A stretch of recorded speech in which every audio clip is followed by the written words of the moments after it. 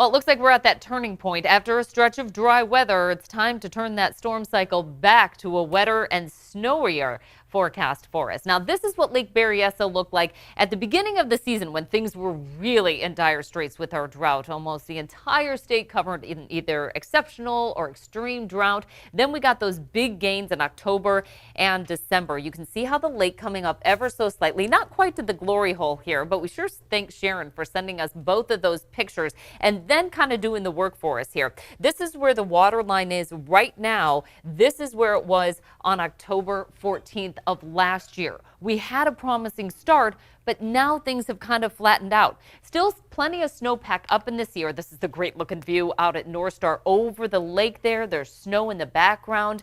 And as we look towards the north facing mountains, things are really in pretty good shape. For the higher elevations, the snowpack is fairly intact, but in areas that have more sun exposure during the middle and end of the day, we're starting to see a lot of that snow melt at every elevation. Way too early in the season, and we need to start to put some snow back on the slopes.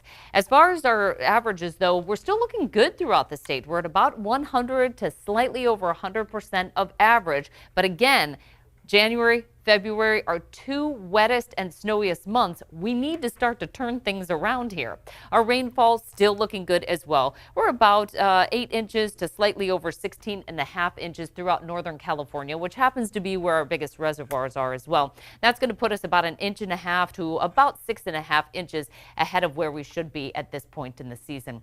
So as far as where we are in terms of averages, the entire state, except for kind of the southeast corner here, is running at or slightly above average, but almost all of that coming from that one storm in October and then the storm cycle that was very favorable in December. That's what helped to get these reservoir levels up. In fact, so much so that Oroville back to producing hydroelectric power at about 45% full. Our largest reservoir there, Shasta, 35% full, but since that's so much bigger than all the other reservoirs, this just takes a lot more to fill it up, putting us at 55% of average. And Folsom still at 122% of average. Don Pedro, New Melones in the 70s, and 80% of average for Oroville.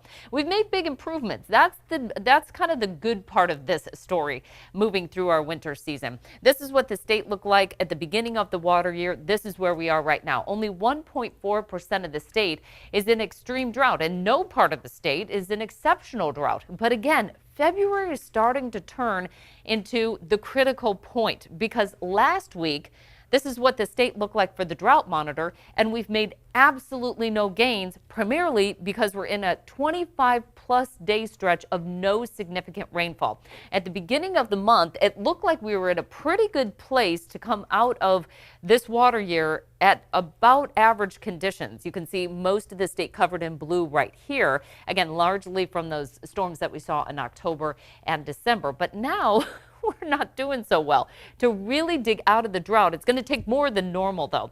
Here's a look at Sacramento Executive. We need about 140% of average as the way things stood October 1st. That was kind of the last assessment to dig out of the drought. So far, 14.42 inches of rain. What would put us at normal is about another 3 3/4 inches of rain. But to dig us out of drought, we would need almost 11 inches of rain by the end of the water year. And again, with January on this 26-plus day stretch of no significant rain, we're not making much progress in that arena. Take a look at this map. This is what we saw in rainfall for the month of January so far.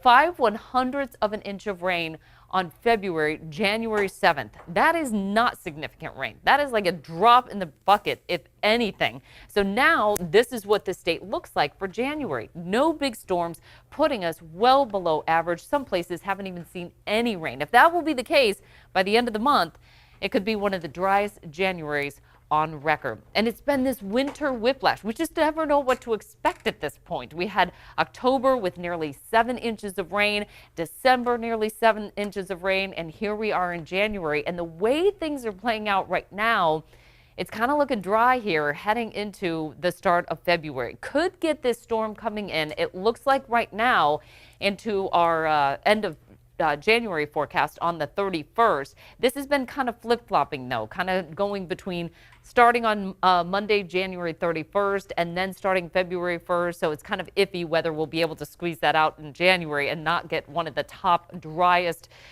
months on record. Then as we head into the longer range forecast, 8 to 14 day period, this is what things are look like. A drier than average outlook, and it looks like temperatures are going to be slightly above or at least right at our average.